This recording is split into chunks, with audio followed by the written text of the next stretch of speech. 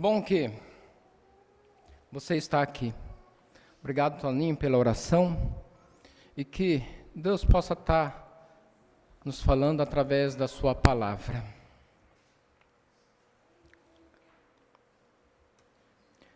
Quando se vê, já são 6 horas. Quando se vê, já é sexta-feira. Quando se vê, já é o Natal.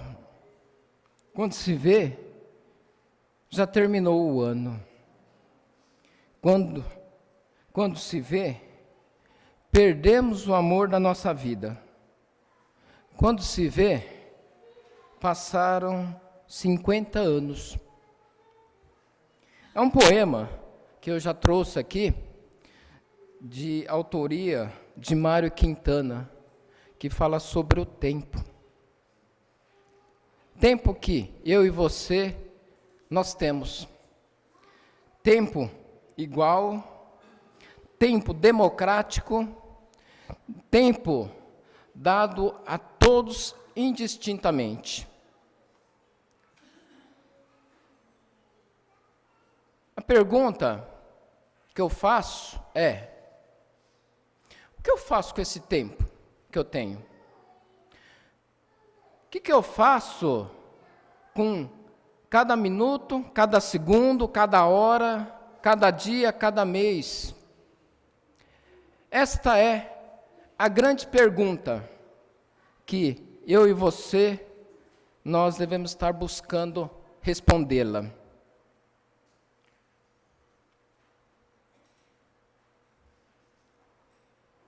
A gente consegue parar o tempo? Até hoje eu desconheço alguém que tenha conseguido parar o tempo, exceto numa passagem no Velho Testamento que parou o sol. Será que o tempo também parou? A única vez que eu tenho conhecimento em que parou-se. Mas fora isso, eu e você, nós temos o poder de parar o tempo? Nós conseguimos parar 10 horas e 19 minutos e 19 segundos, pumba, para. Como aqueles filmes de ficção que fica tudo parado. Nós não temos esse poder. Mas uma coisa a gente sabe, essa poesia de Mário Quintana, ele nos traz a reflexão de que o tempo não para, mas o tempo, ele passa rápido demais.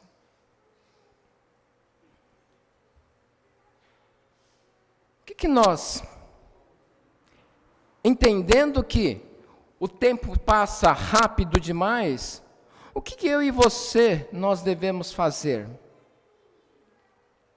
Obviamente, nós passamos por várias etapas da nossa vida.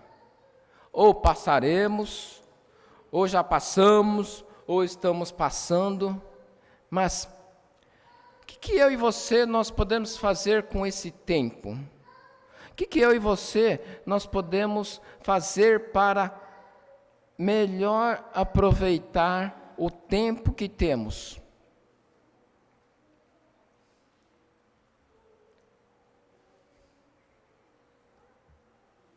Será que a gente passa o tempo reclamando? Algumas pessoas passam o tempo reclamando. Talvez até, em alguns instantes, a gente tenha sido pego nesta situação. Poxa vida, mano, está muito calor hoje, né? Está frio demais hoje. Puxa vida, aquilo que tal pessoa fez, puxa vida, acabou com o meu dia, né? Puxa vida, olha, pisou no meu calo, e eu passo o dia lembrando, relembrando, remoendo esta situação. Ah, puxa vida, se essa situação fosse diferente, viu? Puxa vida, eu faria tantas coisas. Ah, se essa situação fosse diferente. A gente se pega reclamando de A, de B, de C, infinitas vezes. Às vezes, até reclamamos dos irmãos. Até reclamamos dos irmãos. Até reclamamos da igreja. E o que nós estamos fazendo? Estamos aproveitando bem o tempo? Ou estamos perdendo tempo? Gostaria de que nós abríssemos em Salmo 78. Salmo 78, se você ler esse salmo completo, você vai ver que ele fala sobre muitas coisas, muitas maravilhas que Deus fez ao povo hebreu. Maravilhas lá no Egito, maravilhas no deserto, maravilhas ao entrar na terra prometida, muitas maravilhas, muitos feitos narrados em Salmo 78.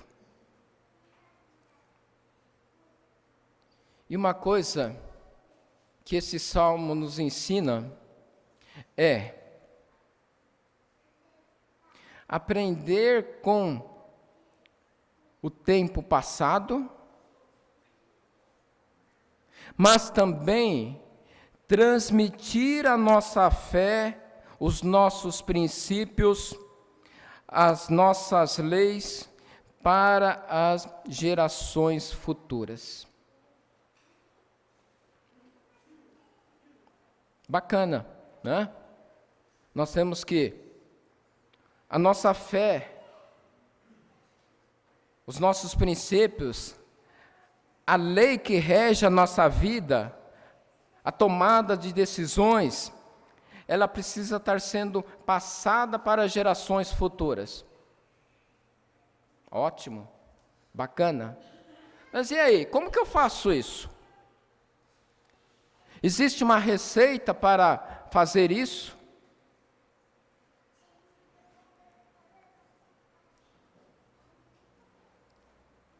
Escutai, versículo 1, povo meu, escutai a minha lei,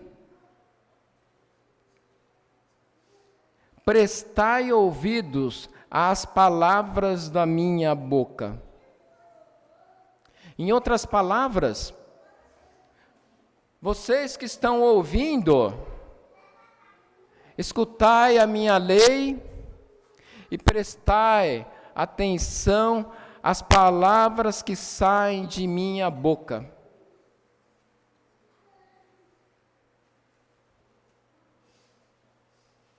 Primeiro recado, precisamos ouvir, precisamos escutar, precisamos prestar atenção à lei de Deus. Obviamente, aqui está falando, lá no Velho Testamento, né, sobre a lei do Velho Testamento, mas eu falo, vale lá, mas também vale para nós hoje, que a lei de Deus deve ser ouvida e deve ser dada a devida atenção. Todo o povo de Deus deve escutar, prestar ouvidos às palavras de Deus. E aí, o que ouvimos, o que aprendemos, os que nos contaram nossos pais, você vai lendo aí os Salmos, isto deve ser ensinado aos filhos, às futuras gerações. Os nossos filhos não vão aprender por osmose simplesmente. Eles têm que ouvir da lei. Eles têm que ouvir da palavra de Deus. Isso tem que ser transmitido.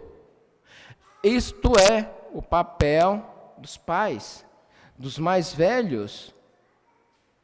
Ensinar, transmitir.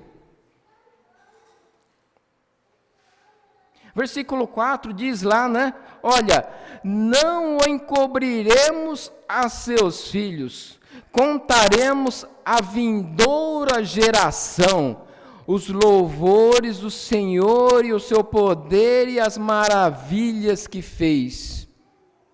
O que vai ser transmitido às futuras gerações?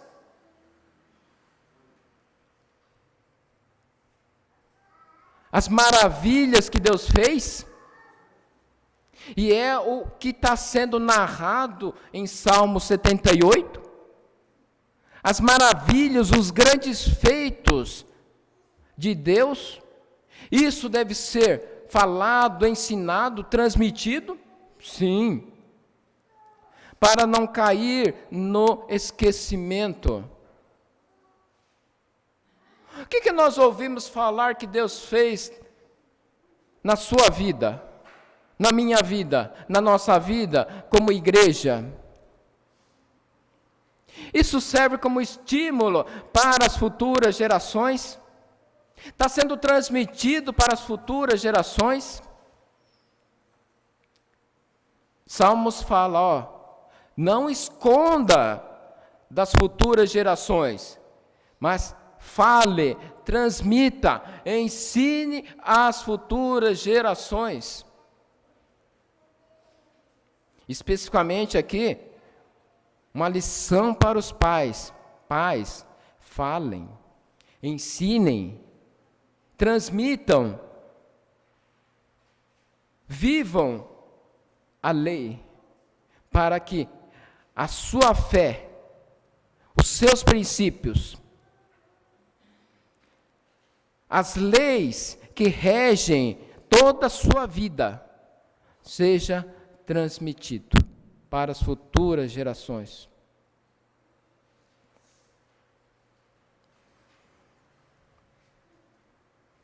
Versículo 5 diz, né? Ele estabeleceu um testemunho com Jacó, instituiu uma lei em Israel e ordenou aos nossos pais que os transmitissem a seus filhos. Transmissão. De pai para filho, de filho para neto, de neto para bisneto e assim por adiante. Então, uma missão que eu e você nós temos é transmitir. Transmitir o quê? As maravilhas que Deus fez. Lá em Salmos, as maravilhas que Deus fez no Egito, as maravilhas que Deus fez lá no deserto, as maravilhas que Deus fez para que o povo hebreu entrasse na terra prometida.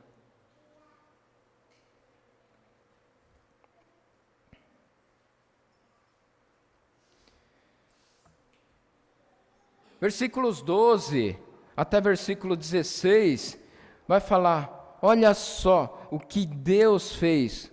Os louváveis feitos do Senhor, o seu poder e as suas maravilhas, expressas no versículo 4 e narradas e descritas no versículos 12 a 16.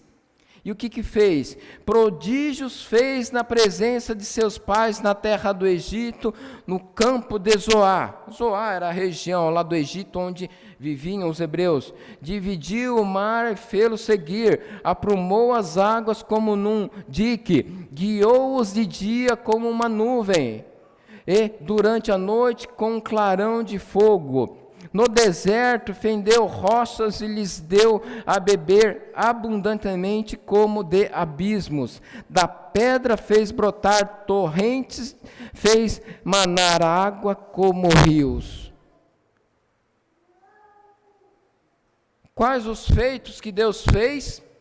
Quais as maravilhas que Deus fez?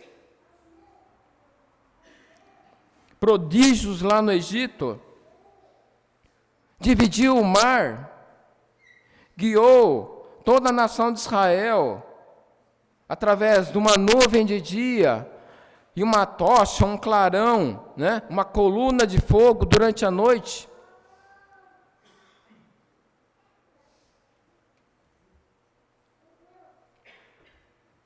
O que nós temos que transmitir às futuras gerações?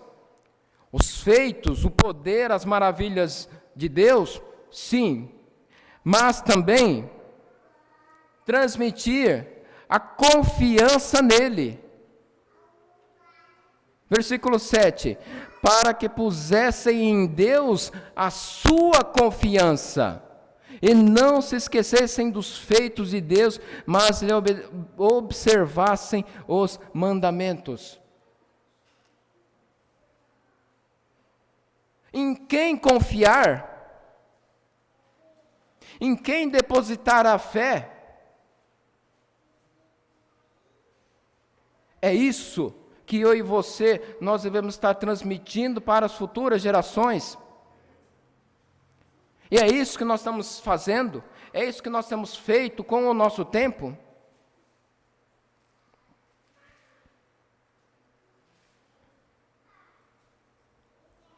E não se esquecessem dos feitos de Deus. Versículo 7 também. Um memorial. Por que nós fazemos a ceia? É uma instituição, um ato, um memorial, como o próprio nome diz, memorial em favor de Jesus Cristo, o sacrifício? Sim, mas para a gente toda semana, todo primeiro dia da semana, a gente estar lembrando, rememorando. Aquilo que a gente não faz, cai no esquecimento. Aquilo que a gente não faz, cai no esquecimento. Então, os feitos e as maravilhas, o poder de Deus, tem que estar sempre sendo lembrados, tem que ser sempre memorizados, lembrados, relembrados, para quê? Para mostrar o poder de Deus e para que a nossa confiança, a minha e a sua, seja depositada nele.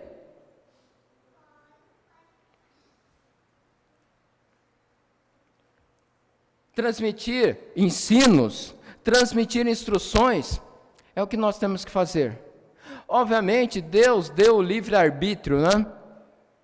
Eu posso ser ensinado, mas não posso seguir, de repente, por minha livre escolha. Sim, mas devemos fazer o nosso papel. Como diz, não podemos deixar, nós somos como atalaias para avisar. Cumprimos o nosso papel como atalaia, de avisar, de ensinar e mostrar as bênçãos e os perigos. Isso é a nossa parte.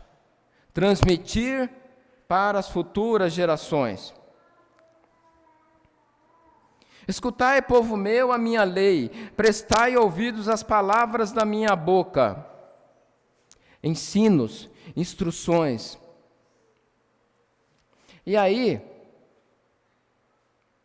versículos 68 até 72.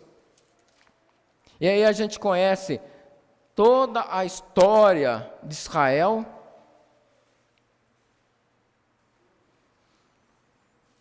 E aí, há quem queira seguir, observar, aceitar, e há os que não querem. E aí, versículo 68 diz: escolheu antes a tribo de Judá o monte Sião que ele amava, e construiu o seu santuário dourado como os céus, e firme como a terra que fundou para sempre. Também escolheu a Davi seu servo, e o tomou dos redis das ovelhas, tirou-o do cuidado das ovelhas e suas crias, para ser o pastor de Jacó seu povo, e de Israel sua herança. E ele os apacentou consoante a integridade de seu coração, e os dirigiu com mãos precavidas.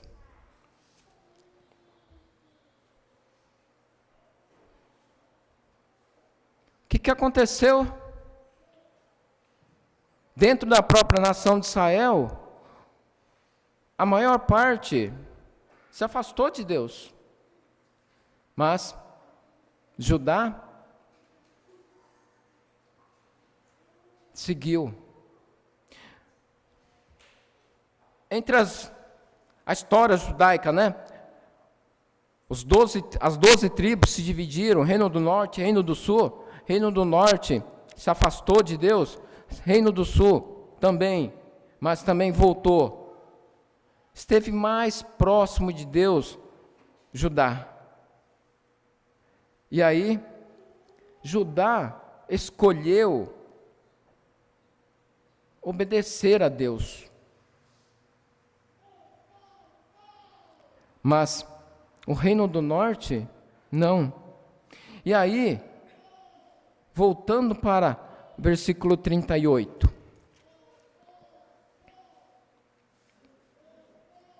Ele, o Senhor, porém é misericordioso, perdoa a iniquidade e não destrói. Antes, muitas vezes desvia a sua ira e não dá largas a toda a sua indignação. Deus é misericordioso? Ele é misericordioso. Mas Ele também não leva essa misericórdia até o final, no sentido de não ter. Por quê? Quem se afastou de Deus? E aí você lendo Salmo 78, você vai ver os filhos de Efraim abandonaram. E aí, a misericórdia de Deus, apesar de ser abundante, ela não percorreu até o final, porque há um preço quando fazemos escolha. Quando Efraim, os filhos de Efraim fizeram a escolha deles, teve consequências.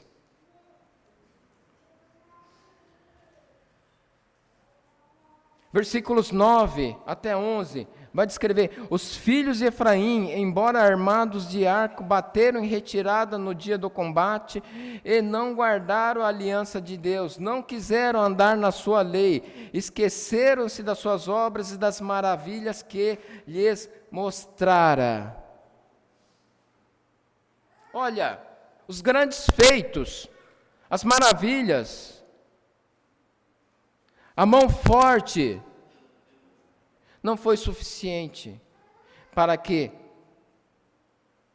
os filhos de Efraim seguissem a Deus.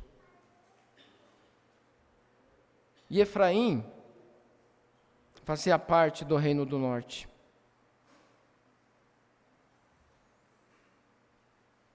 Os homens de Efraim viraram as costas e se afastaram de Deus. E aí, versículos 30 até 32. Porém, não reprimiram o apetite, tinham ainda na boca o alimento quando se levou contra eles a ira de Deus, e entre os seus mais robustos semeou a morte e prostrou os jovens de Israel. Sem embargo disso, continuaram a pecar e não creram nas suas maravilhas. Incredulidade, tudo que Deus fez, e ainda não creram, ainda não obedeciam. 56. Ainda assim tentaram o Deus Altíssimo, e a Ele resistiram, e não lhe guardaram os testemunhos. E 58. Pois o provocaram com seus altos, e o incitaram a zelos com as suas imagens de escultura. No contexto, idolatria, postes ídolos, se afastaram de Deus, né? Deus é misericordioso? Sim. Mas Deus rejeitou Israel e aceitou e escolheu Judá.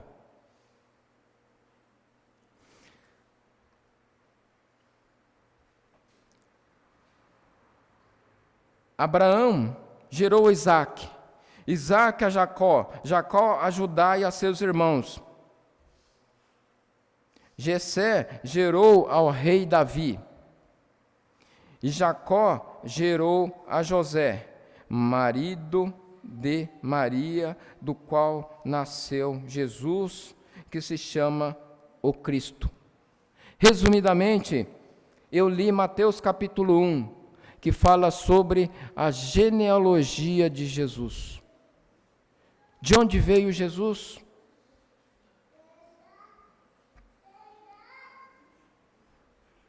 Da tribo de Judá.